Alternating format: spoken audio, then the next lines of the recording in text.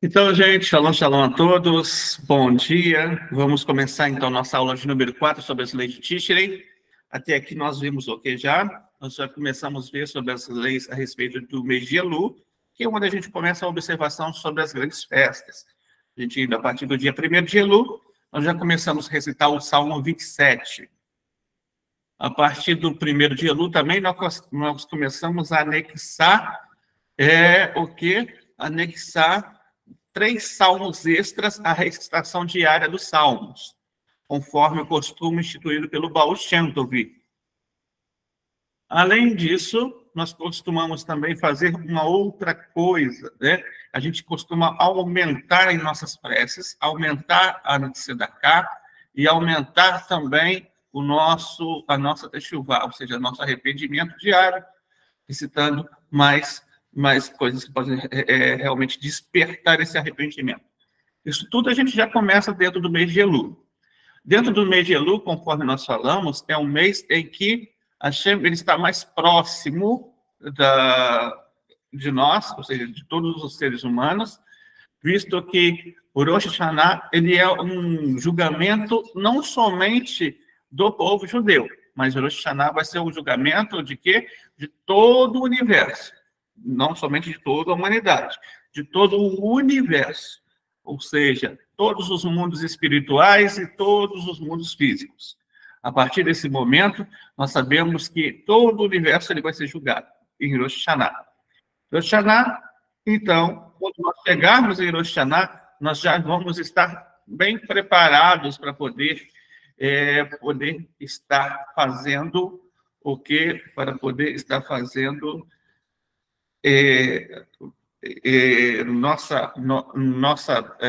nossas preces de uma forma mais intensa, né? Conforme nós vimos nas últimas aulas. Legal. A aula de número 4 hoje, a gente vai falar sobre o significado de Rosh Hashanah. Nós vamos falar basicamente sobre o significado de si, e na aula número 5 eu vou trabalhar com o conceito da Alahá de Rosh Hashanah, ou seja, as leis de Rosh Hashanah, mais especificamente. Então, hoje a gente vai trabalhar mais com o significado de Rosh Hashanah. Bem, Rosh Hashanah, ele vai acontecer nos dias 1º e 2º de Tishrei. O mês de Tishrei é o 7º mês desde Nissan, mas é um mês que é considerado em que Hashem ele criou o universo. Praticamente, no 1º dia de Tishrei, ele é o 6º dia da criação, no qual Hashem criou o ser humano. Ele criou Adam Arishon, Adão, o primeiro homem, e de Adam Arishon ele criou Havá. Então, a partir desse momento, nós comemoramos o quê? O nascimento da humanidade. Por que passou-se a contar desde o nascimento de Adão e não é contado os 5 dias anteriores? Especificamente, porque a contagem, ela remete a alguém que possa fazê-la. Então, dentro desse sentido, o Talmud, ele coloca que esse foi o princípio fundamental, porque nós entendemos que 1º de Tishrei é o dia que nós comemoramos a contagem dos anos. Por quê? Porque desde então criou-se o ser humano que poderia contar. Então, o Rosh Hashanah, eles têm 2 dias especiais, tanto o 1º de Tishrei quanto o 2º de Tishrei. Esse ano, pelo que consta aqui, ele vai cair na noite do dia 15 para o dia 16 de setembro, tá? E aí vai permear o dia 16 de setembro e dia 17 de setembro, né? Praticamente. Vão ser, então, esses os dias que nós vamos estar honrando essas festividades. Como eu falei anteriormente, a pessoa que ela já está cumprindo as suas 7 leis e suas ramificações, que já está comprometido com a Torá, ele pode estar honrando as festividades. E conforme ele já está honrando as festividades, ele também pode honrar essa data importante, que é Rosh Hashanah. Rosh Hashanah, literalmente, seria a cabeça do ano. A cabeça do ano. Durante esse tempo, dizemos que começam-se os dias de temor, que são considerados os grandes feriados judaicos dentro do mês de Tishrei. Por exemplo, Rosh Hashanah. Depois de Rosh Hashanah, nós temos Yom Kippur. Depois de Yom Kippur, nós temos o quê? Nós temos, depois de Yom Kippur, nós temos a data de Sukkot. Então, são os dias de temor, no qual é um mês, Tishrei é um mês totalmente voltado para o julgamento divino. É o mês de julgamento. Rosh Hashanah é a primeira audiência, Yom Kippur é a segunda audiência desse julgamento, e na festividade de Sukkot, nós estamos na terceira audiência, aguardando a resolução, ou seja, o veredito do juiz. O veredito do juiz é dado, então, por Shana Rabbah, depois da festa de Sukkot, em que nós temos, então, a sanção para todo o ano. Então, esse é o significado desse julgamento você vai colher em Rosh Hashanah tudo aquilo que você plantou durante o ano. Tudo aquilo que você plantou, você vai recolher os graus definitivos desse decreto que vão descer em Rosh Hashanah para a sua vida. Bom,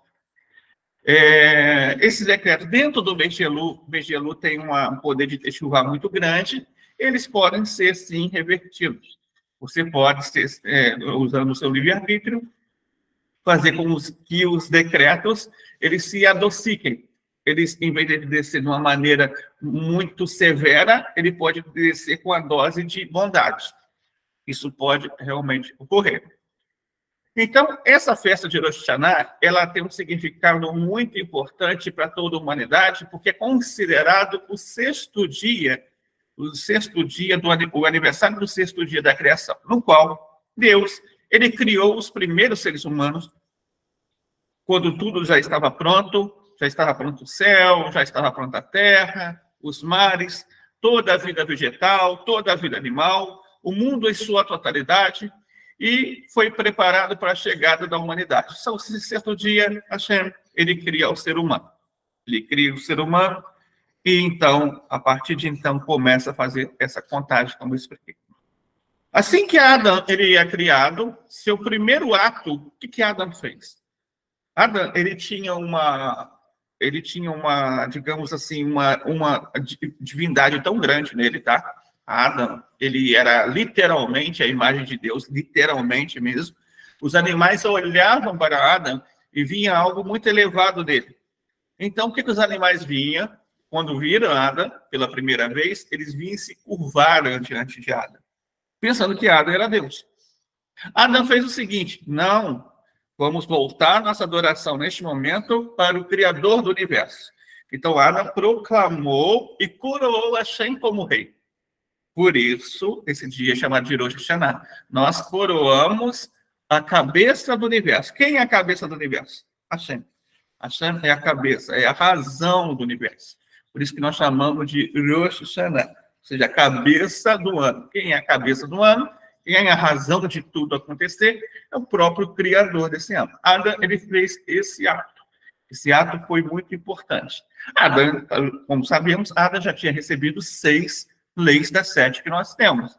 Ele tinha recebido a proibição de idolatria, por exemplo.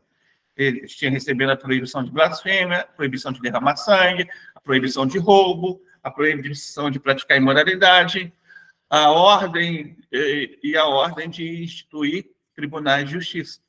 Ele já tinha recebido todas essas ordens. Conforme ele tinha recebido essas ordens, nós vemos que o primeiro ato que o ser humano deve fazer é reconhecer o Criador como grande, soberano, governador e condutor de todo o universo. É o dever de todo ser humano. Logo, Adão executou esse primeiro dever na vida dele, quando ele fez e elevou toda a criação de Deus a poder reconhecer a Deus. Por isso, um dos primeiros atos que nós fazemos dentro de Rosh Hashanah é voltado exatamente para isso, para que a humanidade esteja reconhecendo o Criador, e o Criador é uno e único, e é o Criador e o condutor de todo o universo, e nós voltarmos para ele e coroarmos Hashem como rei. Muito das preces de Rosh Hashanah, por exemplo, vai falar sobre coroação. Tem o Mazor, né? O Mazor é o Sidur de Rosh Hashanah. Você tem o Mazor de Rosh Hashanah, tem o Mazor de Yom Kippur, Então, o Mazor de Rosh Hashanah, ele vai ter muitas bênçãos, muitas preces a respeito de como você coroar Hashem, a respeito de como você reconhecer Hashem, a respeito de como você dedicar e honrar e contemplar a grandeza de Hashem. Logo, essas preces são utilizadas dentro da programação de Rosh Hashanah. É indispensável para a gente fazer a condução de Rosh Hashanah adequadamente, que a pessoa tenha o seu Mazor. A gente costuma também disponibilizar, para quem não tem o Mazor impresso, um Mazor também em PDF, em que vocês podem imprimir também, tá? E podem estar fazendo em suas casas. Além disso, assim que aconteceu todo esse ato, como falamos de Adam, e assim como nós fazemos também imitando Adam, foi estabelecido que no primeiro dia de cada ano o ser humano deveria repetir esse ato que Adam fez no primeiro dia da humanidade, ou seja, no primeiro dia, no sexto dia da humanidade. Então, o ser humano, todos os descendentes de Adam, toda a humanidade é descendente de Adam, foi estabelecido que estivesse reconhecendo esse ato durante toda a história da humanidade. Então, nós repetimos todo esse reconhecimento a Deus exatamente nesse dia. A Hassidut, por exemplo, ela vai ensinar alguns conceitos muito importantes. Por quê? A Hassidut, ela ensina que existem 3 conexões em nosso relacionamento com Deus. Existem 3 formas de você se relacionar com Deus.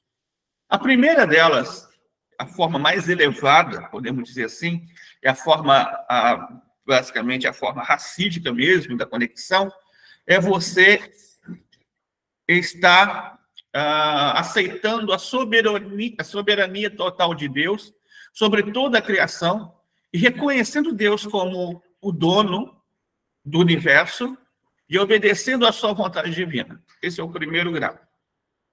O segundo grau dessa mesma conexão, você vai ter também, vai ser você fazer techuvá, se arrepender da sua conduta errada, das coisas negativas que você fez, e estar se voltando totalmente para Deus. Esse é o segundo nível.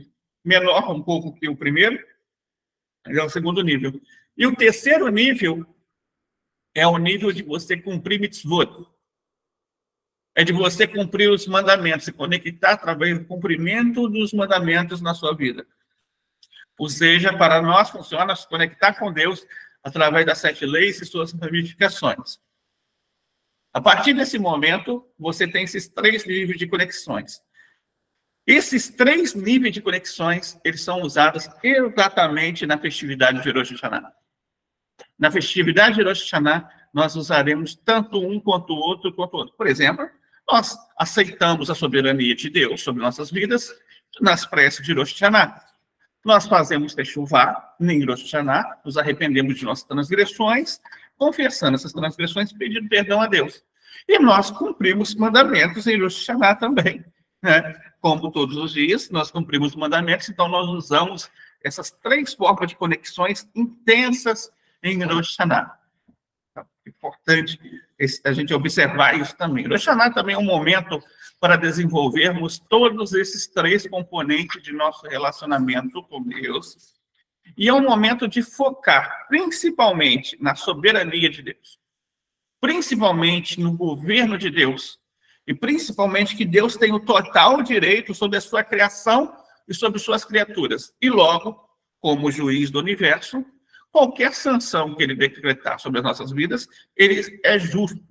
E não há nenhum grau de injustiça em Deus. Deus sempre é justo em todas essas questões. Rosh Hashanah, então, ele é chamado dia do julgamento. Deus, ele pesa as nossas ações boas e também as ações que não são tão boas, feitas no ano anterior, umas sobre as outras, e decidindo bênçãos potenciais para o próximo ano. Por essa razão, Rosh Hashanah é um momento para considerarmos seriamente nossas ações, aproveitando esta oportunidade para nos arrependermos de nossos pecados passados e nos comprometermos novamente com o serviço divino. A nossa techuvá, ou seja, nossa volta aos mandamentos, a praticar as 7 leis e suas ramificações, e orar e apresentar orações a Deus e súplicas a Deus, faz com que os nossos nomes sejam escritos no livro para a vida. Ou seja, o livro que está o decreto de todos aqueles que vão desfrutar de bênçãos que atraem vida e vitalidade para o ano dele. Do contrário, as pessoas que, de repente, transgredirem, cometeram algo que não seja muito legal, eles podem colher o decreto do outro lado da página, que são os decretos de severidade.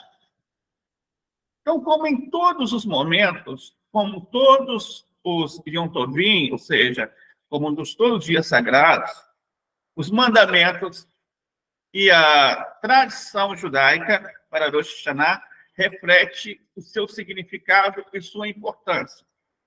Vamos entender Rosh Hashanah como o judeu faz, para nós entendermos como também devemos fazer.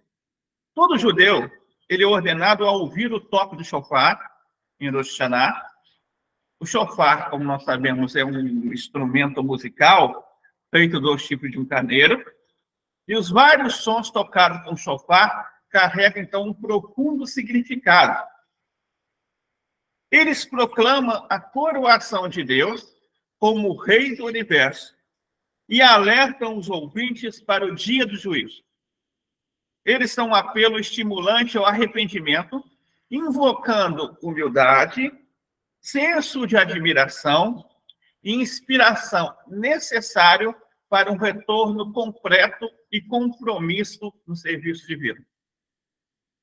As leituras especiais da Torá em Rosh Hashanah também se conectam ao significado desse dia. No primeiro dia, a história do nascimento de Isaac é lida nas leituras das sinagogas.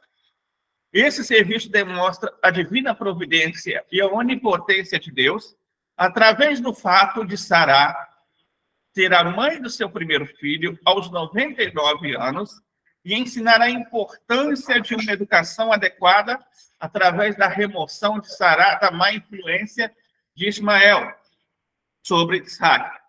E explicar o aumento da importância de Abraão quando o rei dos filisteus, melhor dizendo, visitou Abraão pessoalmente para estabelecer um acordo de paz. A leitura, então, do segundo dia é sobre a Akedah de Isaac, ou seja, quando Abraão faz a elevação de Isaac no Monte Moriá e estabelece ali uma ilustração de submissão total de Abraão a Deus com toda a sua vida e com todas as suas gerações.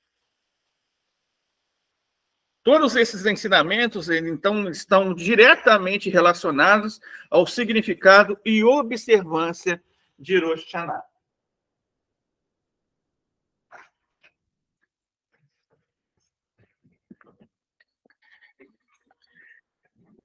Também, em Rosh Hashanah, é fundamental honrar esse grande dia com foco na oração solene e fervorosa. A nossa oração, ela deve ter vida, tá? A nossa oração, ela deve estar alegre, ela deve estar feliz. Apesar de ser um dia considerado o dia de Teshuvah, Rosh Hashanah, a gente tem que ter um cuidado especial para não trazermos muita tristeza sobre esse dia, mas principalmente trazermos alegria sobre esse dia. Para que possamos trazer bastante alegria nesse dia, nós devemos preparar no nosso coração, pensando na importância desse dia. Como é importante estarmos em conexão com o Criador durante um dia que vai permear todo o ano dentro de praticamente tudo aquilo que virá, né? Então, se faz bastante importante toda essa conexão. Também é fundamental para honrar este dia, não somente a oração, mas a pessoa entender um compromisso que vai se estender para o longo de todos os seus outros meses, não somente o mês de Tishrei, mas todos os meses subsequentes. Então, o sexto dia ele foi o auge da criação do universo. E com a formação de Adão, do pó da terra, o sopro vivificante de Deus, conforme nós lemos lá em Gênesis 2:7, ele estabeleceu o veículo para a revelação de sua magnificência no universo físico. Quando reconhecemos o Todo-Poderoso como eterno e compromisso com sua vontade divina, trabalhamos para alcançar esse propósito. Nós nos unimos como um só, né? Juntamente com os judeus, ombro a ombro, para nesse dia, na forma de estabelecer esse dia, de uma maneira especial, para estarmos trazendo para a nossa vida muita alegria, muita felicidade, muita vida em Rosh Hashanah. Então, ao nos aproximarmos de Rosh Hashanah, nossos pensamentos, nossas atividades, ela deve se concentrar em um relacionamento com Deus, em nosso compromisso de cumprir nossa missão divina. Assim, nós trabalhamos de uma forma como se fosse uma só forma, um só coração, para realizar o nosso potencial interior, refinando este mundo e todo o seu recipiente para a divindade, para focalizar a energia positiva que desce durante esse momento. Em troca, nós recebemos as bondades de Deus em forma de bênçãos que culminarão com a revelação do Mashiach ainda em nossos dias. Agora vamos falar um pouquinho sobre as atividades de Rosh Hashanah, como um Benoa ele pode estar fazendo isso. Rosh Hashanah ele vai abranger 2 dias, como nós dissemos, e vai começar do pôr do sol do dia 15, o primeiro dia, até o pôr do sol do dia 16. Segundo dia, do pôr do sol do dia 16, né, até o pôr do sol do dia 17. Assim serão cumpridos os 2 dias, mês de setembro, né, primeiro e segundo de Tishri, mês de setembro, 15, 16 de setembro e 17 de setembro. O primeiro e segundo dia de Tishri, embora vários dos mandamentos e costumes particulares da observância seja muito ligado ao povo judeu, o Rosh Hashanah ele tem um significado mundial, universal, porque toda a humanidade é julgada. Os Hassidim Umot Olam, ou seja, os justos entre as nações, os Bnei Noah, são encorajados a participar dos aspectos importantes da honra desse dia. Então, recomenda-se que os Bnei Noah eles façam uma refeição especial na primeira noite do Rosh Hashanah. Recomenda-se que ele esteja também adicionando a esse jantar alimentos judaicos tradicionais de Rosh Hashanah, que estão disponíveis, como, por exemplo, as 2 halot. As halot, elas não são como no ano inteiro, elas são halot em forma, né? Elas são halot em forma de rosca. A halá é em forma de rosca, praticamente. E, ao invés da gente usar sal, nós passamos a usar o Hashanah, passamos a usar mel. Tá? A gente já não usa mais sal, mas passamos a usar o mel no lugar do sal. E a gente vai ficar usando mel até o Shana Rabbah, ou seja, até o dia posterior à festividade de Sukkot. Depois de Shana Rabbah em diante, nós voltamos a usar tanto a halá tradicional, quanto também o sal no lugar do mel. As maçãs, elas são mergulhadas no mel durante o jantar. A cabeça do peixe, né, também representa que nós queremos ser cabeça e não cauda, né? Então, representa a cabeça do ano também. As romãs, lembrando que a romã tem 613 sementes. A romã, então, ela representa 613 mitzvot. E isso sem falar também que podem ter tanto romãs como cenouras no seder especial sobre Rosh Hashanah. Esses alimentos, então, eles simbolizam em 2 coisas principais, tanto a doçura quanto a abundância. Nós queremos adocicar os decretos e queremos que esses decretos doces sejam abundantes, né? Ou seja a maioria. sejam dentro de uma maioria, não dentro de uma minoria. Logo, para que tudo isso seja feito, então, é necessário, claro, que estejamos, é claro que seja necessário que nós estejamos também promovendo dentro do jantar momentos de orações e prece. Então, nosso foco vai ser muito isso. O arrependimento é a oração nesse dia, mas de uma forma mais alegre. Não trazendo tristeza, mas de uma forma feliz. Afinal, Deus é o juiz, mas o juiz, que é Deus, ele é nosso Pai. É o Pai de toda a humanidade. Pai do povo judeu, como filho primogênito, e o Pai nosso, né? Como os filhos mais novos. Então, por meio de nossas orações sinceras, reconhecemos Deus como Rei sobre todas as partes de nossas vidas. Imploramos por suas bênçãos para satisfazer nossas necessidades genuínas e comprometemos-nos a servir fielmente durante todo esse ano. Como já explicado nas leituras especiais da Torá para Rosh Hashanah, ensina os princípios importantes relacionados a este dia especial. Enquanto os Hassidim das nações, ou seja, os Bnei Noah, eles podem ouvir as leituras de Rosh Hashanah na sinagoga, ou então numa Beit Noah mais próxima, onde são recitadas as bênçãos especiais sobre este dia. Aqueles que não conhecem hebraico, eles também têm a opção de poder acompanhar na sua própria língua, em português. Devido a ele não conhecer hebraico, seria bom a pessoa ouvir algo que ela entenda. O importante não é nós lermos somente em hebraico. O importante é ler numa língua que se entenda. Uma língua que a pessoa consegue ter intenção. Se a pessoa entende hebraico, ótimo. Seja feito em hebraico. Se a pessoa não consegue ler hebraico ainda, tudo bem. Na sua própria língua, sabendo que Deus, ele criou todas as línguas. A partir do momento que ele criou todas as línguas, ele também ouve em todas as línguas. Essa leitura de Gênesis capítulo 20, 21 e 22, nós lemos diretamente nesses dias de Rosh Hashanah. Além de outras leituras, há algumas atividades que podem ser de interesse para todos, como, por exemplo, ouvir o som do shofar. Um Benoa pode tocar o shofar, tá? Ele pode tocar o shofar. O som do shofar que deve ser ouvido, ele deve ser ouvido ao vivo. Uma gravação não cumpre o requisito de ouvir o som do shofar, somente quando ele é de uma forma ao vivo mesmo. E para ouvir o som do shofar, é necessário, para um Benoa tocar o shofar, é necessário que ele aprenda todos os toques corretamente do shofar.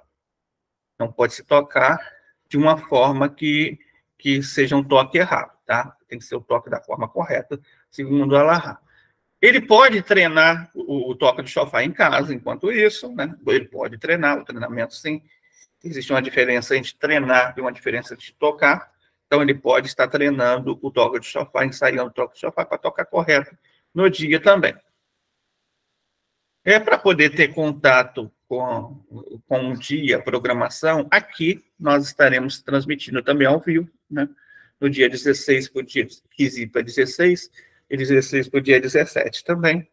Estaremos tanto fazendo ao vivo aqui na nossa Beit Noah, aqui na nossa sinagoga Bnei Noah aqui de Pádua, como também estaremos transmitindo pelo YouTube e pelo Google Meet ao vivo, tá bom? Então, possamos nós ter força para nós cumprirmos todos esses compromissos que estaremos fazendo nesse dia na preparação para o Rosh Hashanah. A gente vai estar abrindo para perguntas. Quem tiver alguma pergunta, levanta a mão.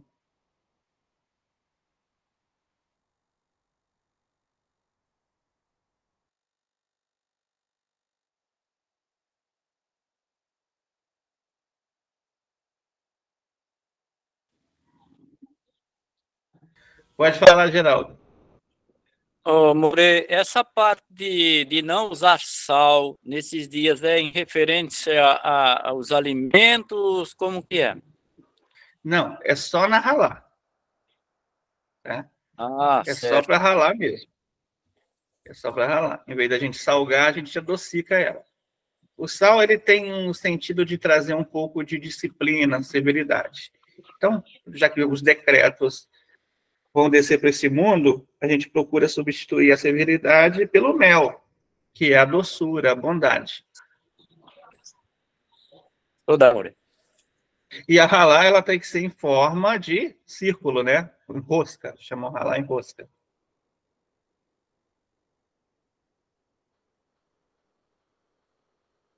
Terezinha, pode falar.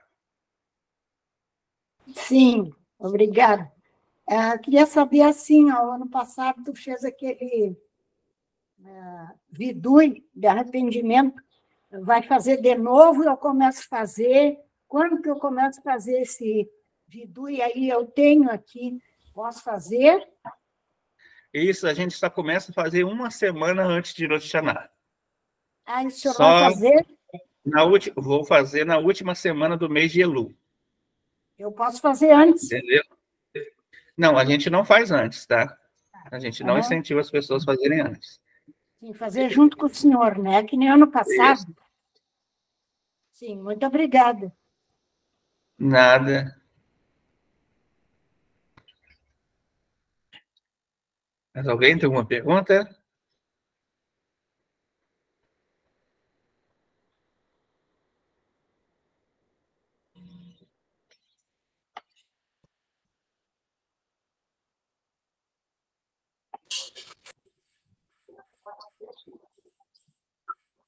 Geraldo, pode falar. Ô, More, quanto ao peixe, não tem assim preferência do tipo de peixe, menos que seja de couro, não é? Isso, exatamente. Boa pergunta. Sabe por quê? A mesa, a mesa vai ser uma mesa halárrica. É um ritual, correto?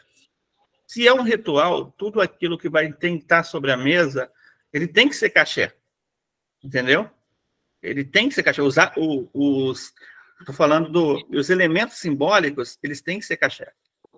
Porque o ritual é um ritual judaico, correto?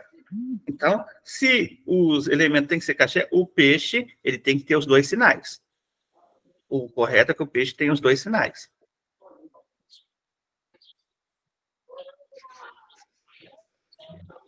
Toda, amor.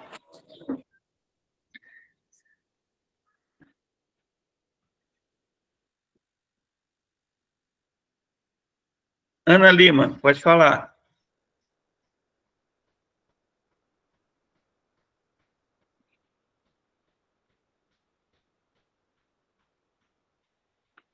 Quais os sinais do peixe que o senhor disse agora para o senhor Geraldo?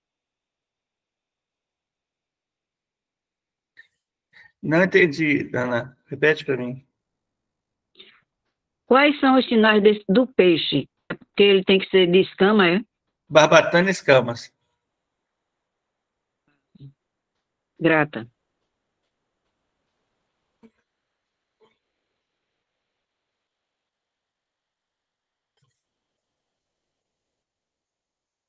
Mais alguém?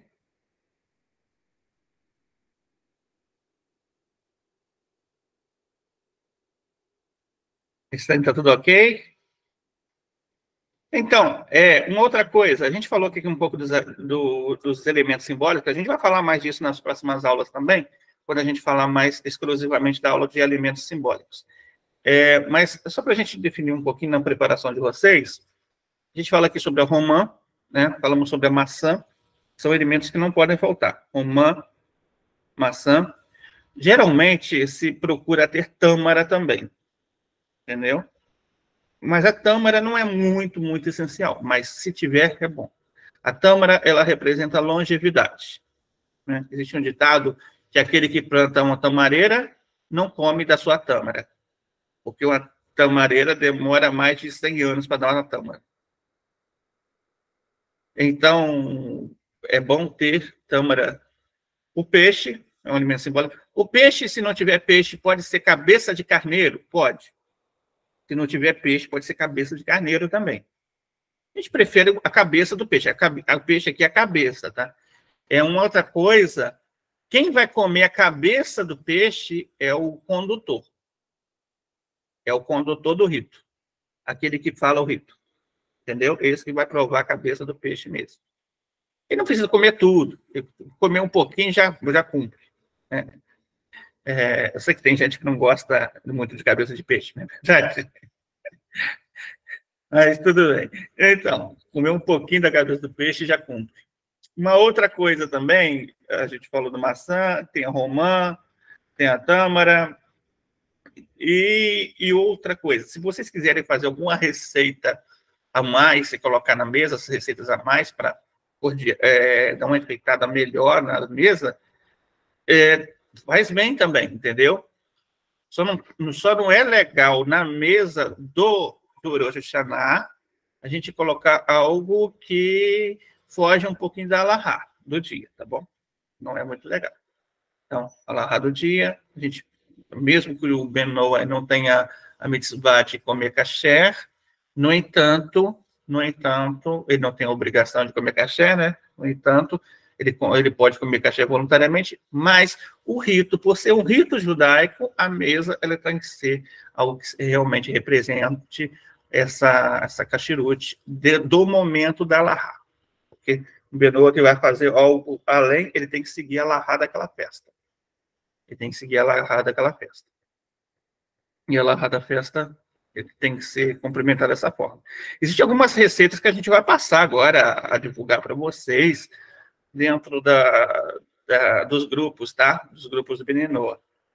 Então, depois, as mulheres que puderem estar me ajudando nisso, a pesquisar e postar nos grupos aí, eu fico feliz também para poder ajudar e divulgar, tá bom? As receitas de Rosh Hashanah. Vamos, por exemplo, toda vez que a gente reúne Rosh Hashanah aqui, a Márcia, ela faz o rolet. Né, Márcia? Que é um feijãozinho típico judaico. O feijãozinho típico judaico. Muito bom, tá? Muito bom. A gente vai estar divulgando essa receita também. Quem quiser vir comer, pode vir. Uau! O feijão judaico. Então, gente. Então, se a gente puder complementar com outras receitas, faz bem também quem for fazer dessa forma. Então, acho que todos entenderam, né? Compreenderam direitinho. Hoje é domingo, eu acho que todo mundo está esperando para almoçar com seus pais.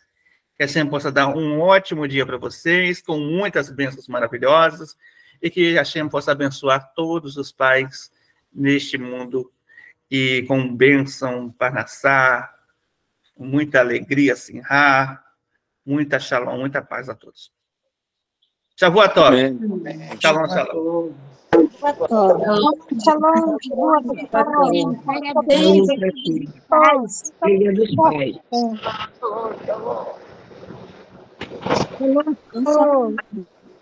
Ô, Claudião.